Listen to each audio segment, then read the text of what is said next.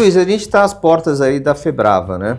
E nada mais oportuno do que a gente comentar um pouquinho sobre todo o processo de refrigeração comercial.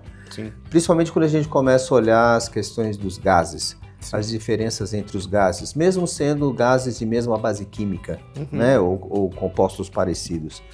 Mas eu queria que você explicasse de que maneira, por exemplo, você tem questões que interferem na compressibilidade dos gases e que depois, posteriormente, vão afetar na questão do consumo de energia. De que maneira que a gente poderia dar uma visão um pouquinho diferente para isso?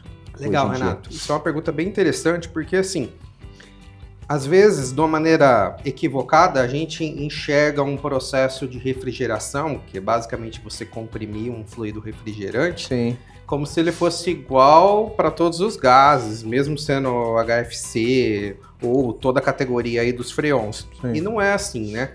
Do ponto de vista termodinâmico, existe uma variável, uma grandeza chamada fator de compressibilidade. Legal. Na termodinâmica, isso é chamado do Z, é o fator Z. Então, um gás ideal, ele tem um fator... Você está me fazendo lembrar de coisas bem antigas, dificuldade aí.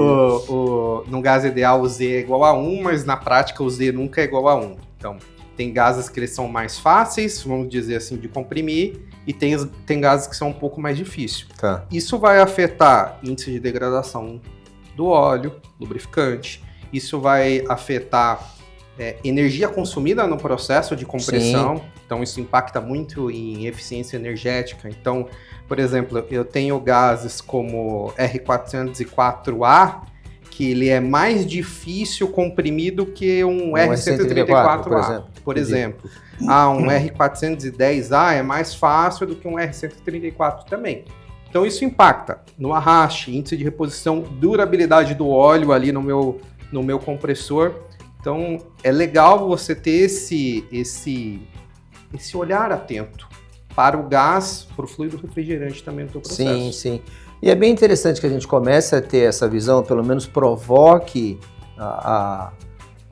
o interesse, né, pelo menos das pessoas e quem utiliza isso tudo e quem trabalha no setor principalmente, para que ele tenha essa visão um pouquinho mais profunda, né? Exato. Porque normalmente a gente, quando pergunta sobre o gás refrigerante, né, sobre o fluido refrigerante, é única e exclusivamente, ou no primeiro momento, para ver a compatibilidade com o lubrificante. Com a base química ali, exatamente. Né? Então esse é um princípio, né, que a gente deveria trabalhar. Se eu vou com mineral, com poliéster, com alquilbenzeeno. Exato, para saber exatamente toda essa questão de compatibilidade, porque isso tem uma interferência muito grande. Sim, mas não na questão da durabilidade, eficiência energética e por aí vai. Mas aí na hora que você tem que olhar para a página 2, para a página 3 do processo em si, de que maneira, quais vão ser as consequências disso tudo, sim, a gente tem que olhar de uma forma um pouco mais profunda. Aí essa questão da compressibilidade, por exemplo, de cada fluido refrigerante interfere bastante. Muito, muito. Eu acho que a grande pergunta, para quem trabalha na área, que às vezes a gente vai trabalhando de uma maneira automática, é assim...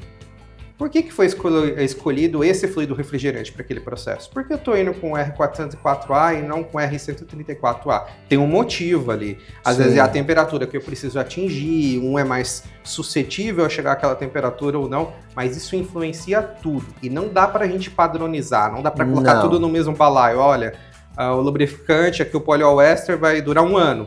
Não dá para padronizar. E isso é bem importante porque a gente tem que começar a alinhar a expectativa. Sim. Então, por exemplo, se você tabula isso dessa maneira e fala o seguinte, realmente um poliéster trabalhando com R134A ou com R404A vai ser sempre a mesma duração de 1 ano, está errado. Começa a avaliar exatamente isso. Olha, esse aqui tem uma taxa de compressibilidade diferente. Então, esse aqui vai exigir uma condição um pouco mais difícil, um pouco mais crítica do compressor trabalhar. Sim. E aí você passa a exigir também do lubrificante uma formação, uma manutenção, uma estabilidade da película lubrificante muito maior. Exato, Renato. Você foi no ponto agora, porque assim, gases como o R404A ou R410A, que eles exigem um pouco mais de trabalho no processo de compressão, eu vou precisar de determinadas características, por exemplo, do meu poliéster. Porque existem poliésteres e poliésteres por aí. Boa. Né? Então... E não é só um parênteses, não é só viscosidade, né? Não é só a viscosidade, é a estrutura química ali daquele poliéster. Então isso influencia e às vezes a gente está comparando o abacaxi com laranja. Exato. Então é legal a gente olhar cada vez mais no detalhe o gás e as suas características físico-químicas também, além do óleo. Exato. Beleza, fechado.